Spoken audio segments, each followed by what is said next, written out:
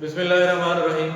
Dear student, आज हमारा chapter number 13 का जो नेक्स्ट लेक्चर वो है current through metallic conductor. Metal की बनी हुई वायर से उन्हें कहते हैं मेटालिक कंडक्टर। और हम सबसे पहले डिस्कस करेंगे मूवमेंट ऑफ फ्री इलेक्ट्रॉन्स। कल हमने डिस्कस किया था कि फ्री इलेक्ट्रॉन क्या होता है। एटम का जो सबसे बाहर वाला शेल है, जिसे वैलेंस शेल भी कहते हैं, उसमें से जो इलेक्ट्रॉन लीव कर जाते हैं, छोड़ जाते हैं, उन्हें कहते हैं फ्री इलेक्ट्रॉन्स। फ्री इलेक्ट्रॉन की जो मोशन है वो बिल्कुल ऐसे ही होती है जैसे गैस मालिक्यूल की मोशन होती है। ब्रोनियन मोशन भी कहते हैं या रैंडम मोशन कह रहे हैं। आपके सामने एक कंडक्टर है, मेटालिक कंडक्टर। इसमें जो सर्कल है ये एटम्स हैं या आयन कोर्स हैं। आयन कोर के बारे में कल डिस्कस किया था कि बाज़ एटम ऐसे होते हैं जिनका वैलेंस शेल खत्म हो जाता है। दो इलेक्ट्रॉन थे, दोनों छोड़ के चले गए, वैलेंस शेल खत्म हो गया। तो वैलेंस शेल के अलावा बकिया जो पार्ट है एटम का, that is called ion core, और उस पर पॉजिटिव चार्ज होगा।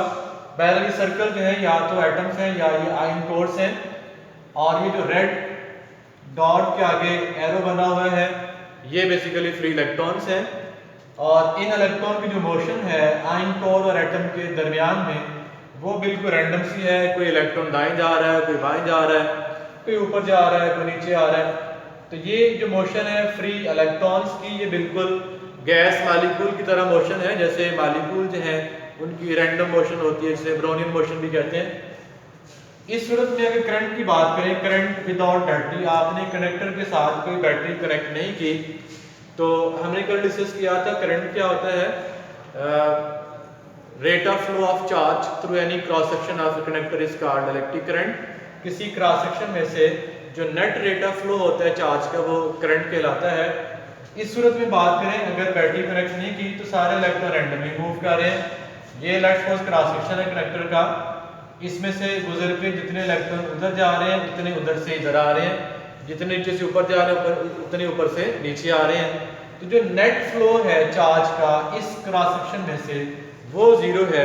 अगर नेट फ्लो जो है वो जीरो है तो फिर आप कह सकते हैं करंट की वैल्यू भी क्या होगी, जीरो होगी।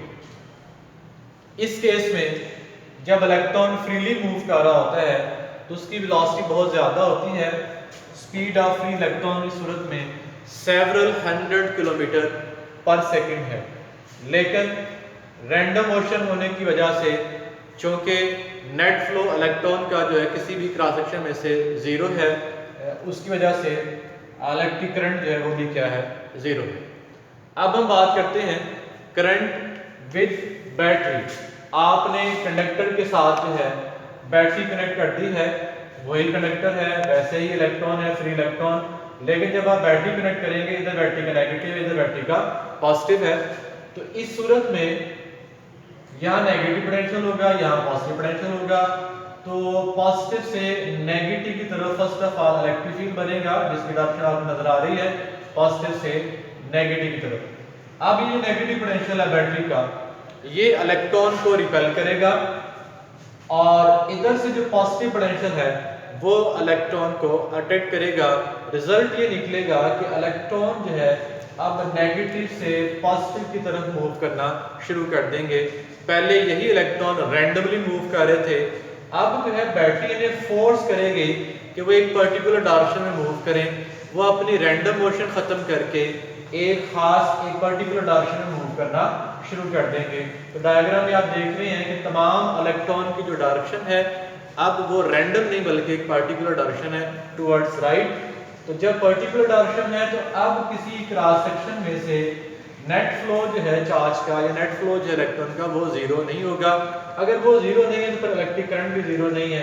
अब हम कहेंगे कि करंट फ्लो कर रहा है, क्योंकि अब नेट फ्लो जो है किसी क्रॉस सेक्शन में से वो जीरो नहीं है।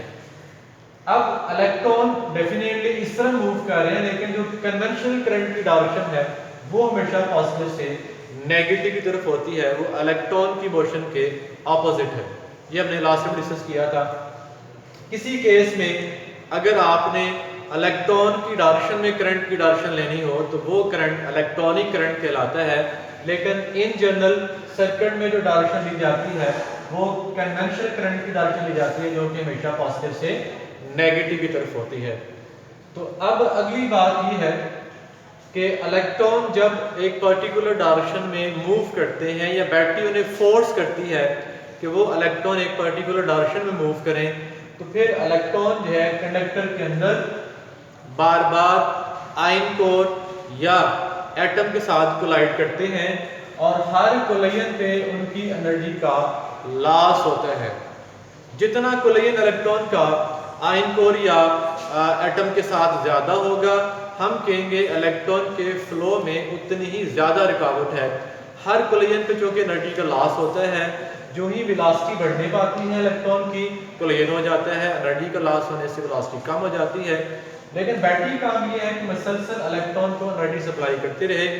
इस तरह होता ये है कि ओवरऑल इलेक्ट्रॉन का जो एक्सेलरेशन है वो ऑलमोस्ट जीरो होता है, यानी इलेक्ट्रॉन की वेलोसिटी ऑलमोस्ट कांस्टेंट होती है, लेकिन बहुत कम होती है।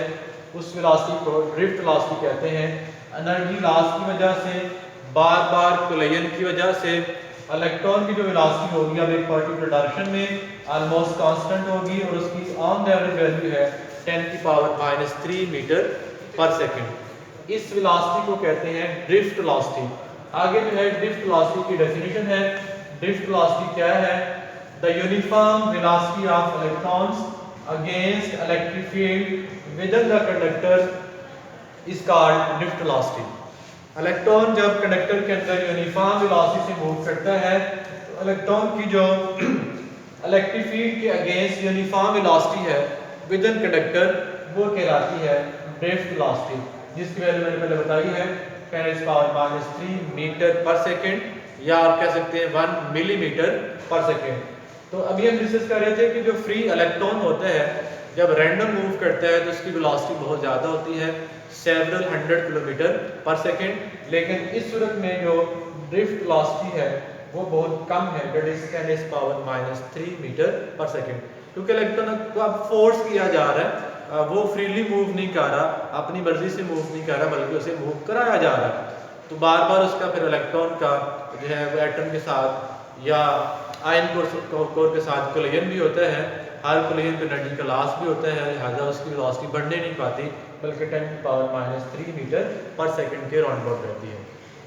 अब इसकी जो डिपेंडेंस है ड्रिफ्ट वेलोसिटी की वो बेसिकली रेजिस्टेंस पे है। रेजिस्टेंस क्या है? इलेक्ट्रॉन का बार बार एटम या आयन कोर के साथ कोलिजन। जब कंडक्टर की लेंथ बढ़ाते हैं तो फिर भी रेजिस्टेंस बढ़ती है, टेम्परेचर बढ़ाते हैं तो फिर भी रेजिस्टेंस बढ़ती है। एनी हाउ आप कह सकते हैं कि अगर आप कंडक्टर की लेंथ बढ़ाएंगे या उसका टेम्परेचर बढ़ाएंगे, रेजिस्टेंस बढ़ेगी, तो फिर ड्रिफ्ट वेलोसिटी कम हो जाएगी।